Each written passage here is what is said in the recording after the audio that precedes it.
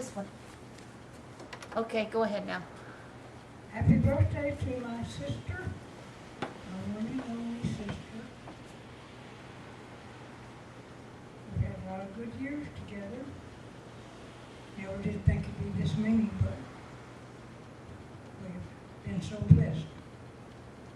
And happy 90th birthday. You were my 90th birthday, and we had a blast. Sorry we couldn't have one yet. We'll get together afterwards.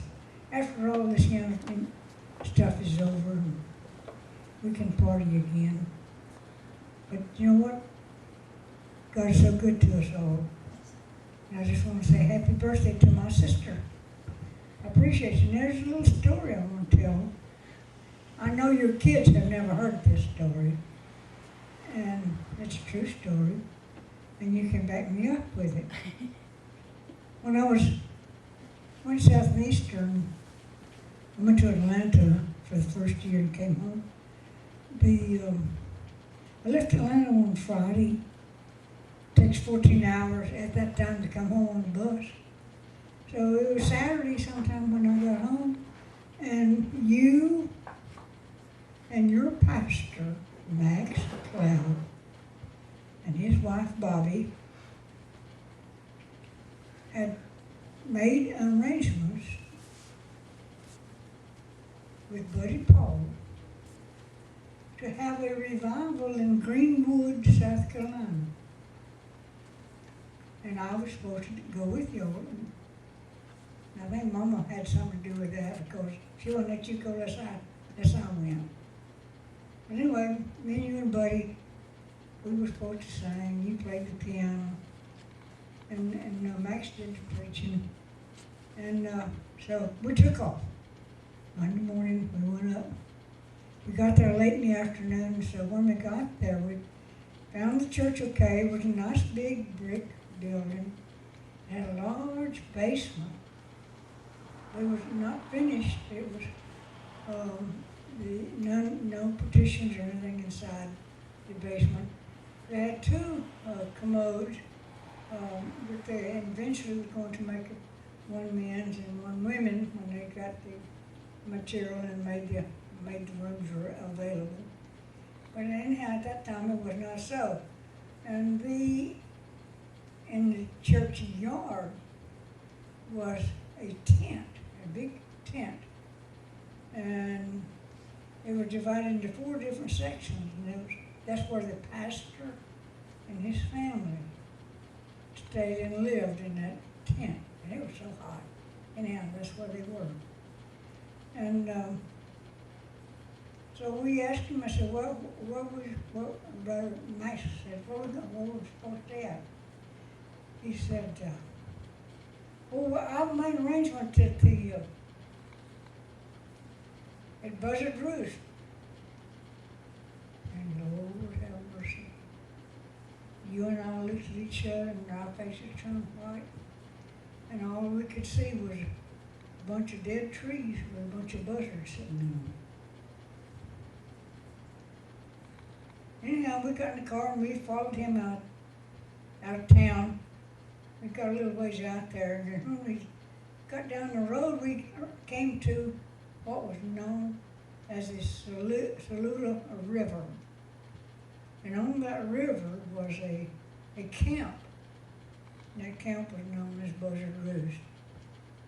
It was not like we had anticipated, but that's what it was. It just a camp with quite a few cabins and places on it. Places appear to fish and all that. Anyway, we had 2 cabins. The men slept in one cabin, and we slept in another cabin. It was Sister Clyde, Bobby. Let's see, there was Bobby and her daughter, Bobby Nell, and you and me. We all slept in one cabin, and Brother Cloud and their son, and Buddy Paul slept in the other cabin. But we had a good place to sleep. But we wondered how we was going to cook and eat and all that. There was no refrigerators, no much of nothing.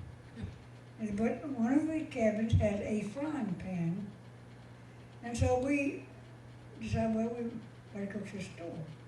So we found out how to get to a store, and a grocery store, and we bought some Spam. I ate a lot of Spam. Wings,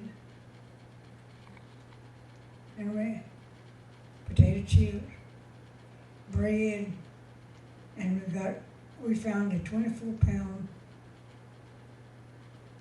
lard can. And so we thought we'd make that our refrigerator. So we would put our milk in there, and then we'd put ice in it. So we had a refrigerator, put a meat in there so well when we didn't need it. Anyway, that was our refrigerator. And so we got one little pot to cook things in, and so there we were. That was our utensils. We ate a lot of Spam, a lot of other sandwiches, and once in a while we'd have a McDonald's, and when you go into town on the way to church. And we found a place to pray up in the woods. But the men would take turns. They would go up and pray, and you could better praying all over the place. But when Brother Cloud went up, you'd have to watch him, see when he got through, so the women could go and pray. We did that. But when it come down to taking care of our personal things, the men that was having a hard time finding a place to shave, and so they finally took the frying pan, shaved in the frying pan, but then they sterilized the frying pan before we used it again.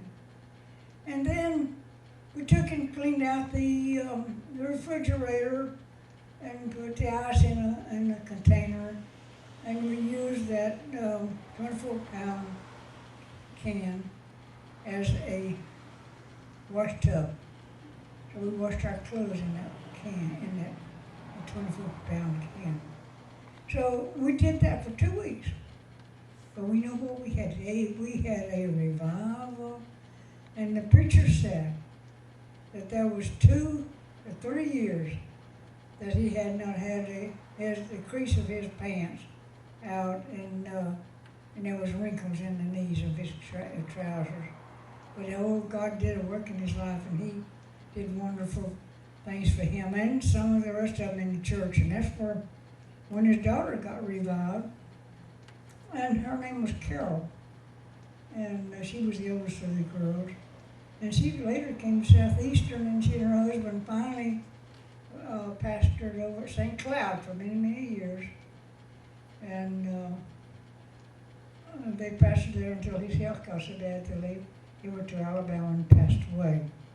And so we just, that was your first